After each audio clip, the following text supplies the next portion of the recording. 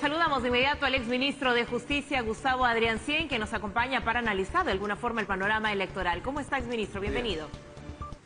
Muy buenos días, Patricia. Muy buenos días, Tanús, a sus órdenes. Doctor Adriancien, analicemos un poco el terreno de la lucha contra la corrupción en vista a lo que proponen ambos candidatos.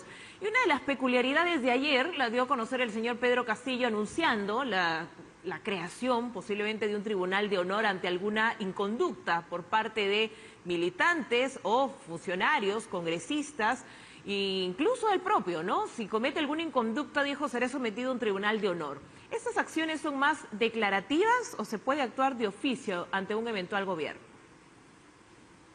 Bueno, en realidad el texto constitucional indica con claridad que nadie puede ser derivado a juzgados o cortes que no sean los que están reconocidos precisamente en esta norma. En consecuencia, a mí me parece que la declaración del profesor Castillo no es más que un mensaje para levantar las tribunas, ¿verdad?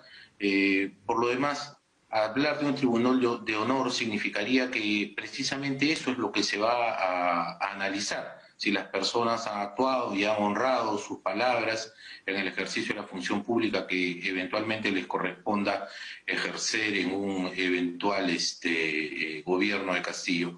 Pero la responsabilidad en materia legal se ve en los planos penales o civiles y en materia administrativa, naturalmente, en los fueros correspondientes. Más allá de ello, todo lo demás puede constituir simplemente saludos a la bandera, ¿no? Señor Adriancén, y respecto a los indultos, de un lado el indulto, posible indulto en un eventual gobierno al expresidente Alberto Fujimori, de otro lado la posibilidad de un indulto a Antauro Humala, ¿son viables ambos? ¿Cuál es su opinión al respecto? ¿Qué es lo que dicen las normas? Tenemos, fíjate, en relación a los indultos, yo también creo que allí se trata más bien de mensajes dirigidos desde cada uno de estos candidatos a sus huestes. La reglamentación sobre el indulto, más allá de estar reconocida naturalmente en el texto constitucional, está perfectamente señalada en un decreto supremo y una resolución del Ministerio de Justicia. Y fíjate, en ninguno de los dos casos, Tanús, en ninguno de los dos casos, yo considero que el indulto sea viable, salvo razones humanitarias. Salvo razones humanitarias donde en realidad no habría ninguna limitación, dado que se trata de impedir que el ciudadano muera en la cárcel. En el caso de Fujimori tiene impedimentos legales para conceder un indulto y en el caso de Antauro Humala también. En consecuencia, cualquier concesión de indulto para Alberto Fujimori o para Antauro Humala constituiría una violación al ordenamiento legal vigente y en consecuencia estos indultos tendrían que ser declarados nulos, como ya en su momento fue declarado nulo el indulto que Kuczynski le dio a Alberto Fujimori. Reitero, Tanús, salvo que se trate de razones humanitarias, donde no habría realmente nada que discutir, ¿no? Muy bien, doctora Adriancén, ¿cómo analiza de aquí al domingo lo que podría ocurrir con este primer encuentro entre los técnicos, equipos que ya han sido presentados en ambas candidaturas y de hecho se anuncian nuevas incorporaciones, pero tenemos un primer encuentro donde se va a perfilar temas muy específicos? Digamos, las principales fortalezas y debilidades que usted ve de cara a este encuentro. Mire, en realidad estoy ansioso por escuchar a los equipos técnicos que han presentado, porque me parece que de una u otra manera allí podríamos estar viendo a quienes eventualmente integren el Ejecutivo, sea de Castillo, sea de Fujimori. La esperanza que yo tengo es que de uno y de otro lado veo profesionales con gran capacidad y creo que al momento del debate podremos ver cuáles son las mejores propuestas, pero más allá de las propuestas, Pati, es cómo van a concretizar esas propuestas, cómo se va a realizar.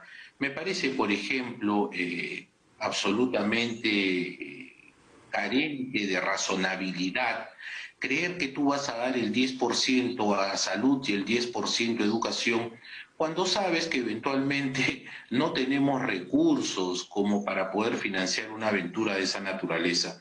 Todos quisiéramos no 10, probablemente 20%, pero lamentablemente hay que hacer que la propuesta sea viable, que la propuesta vaya dirigida junto con un programa de desarrollo que efectivamente pueda materializarla. Lo demás son simples promesas y no va a significar sino defraudar la esperanza de los electores de uno y de otro lado. Pero el cómo, ¿no? Es muy importante saber el cómo se van a llevar a cabo las propuestas. Señor Adriancén, en otro tema vinculado ya a lo judicial y que es parte de la lucha contra la corrupción, un tema muy importante es el caso Odebrecht, sin duda, un caso emblemático de los últimos años. Desde su punto de vista, ¿cómo se ha ido abordando de parte de ambos candidatos este tema y cómo debería afrontarlo el próximo gobierno? Hay investigaciones que han seguido su curso, da la impresión que quizás se ha detenido, algo se ha retrasado quizás por la pandemia. ¿Cómo debería seguir en el transcurso de los próximos años y la posición de ambos candidatos respecto al caso Odebrecht y las medidas que podrían darse? ¿Cuál es su punto de vista? Mira, Canús, hace un instante Pati mencionaba esto del mensaje anticorrupción de cada uno de los candidatos y ahora tú incides sobre el caso más emblemático de corrupción en el Perú, que es el caso Odebrecht. Lamentablemente, Tanús, ni de uno ni del otro lado, yo veo declaraciones enfáticas en el sentido de que de asumir el gobierno, el Ejecutivo será colaborador, facilitador, para que por un lado las procuradurías y para que de otro lado tanto la Fiscalía como el Poder Judicial cuenten con todos los recursos que sean necesarios para finalmente conseguir como país que aquella ignominia a la que nos ha sometido esta empresa corrupta pueda llevarse a tribunales y juzgarse en estos tribunales a quienes resultan responsables. Es cierto, Tanús, la pandemia ha ralentizado los procesos. Sin embargo, creo que ahora que ya empezamos a salir de esta enojosa situación, podremos ver cómo, en primer lugar, el Ministerio Público va presentando más acusaciones y, por otro lado, desde el Poder Judicial se van siguiendo con los pasos que correspondan a efectos de llevar a juicio a estas personas.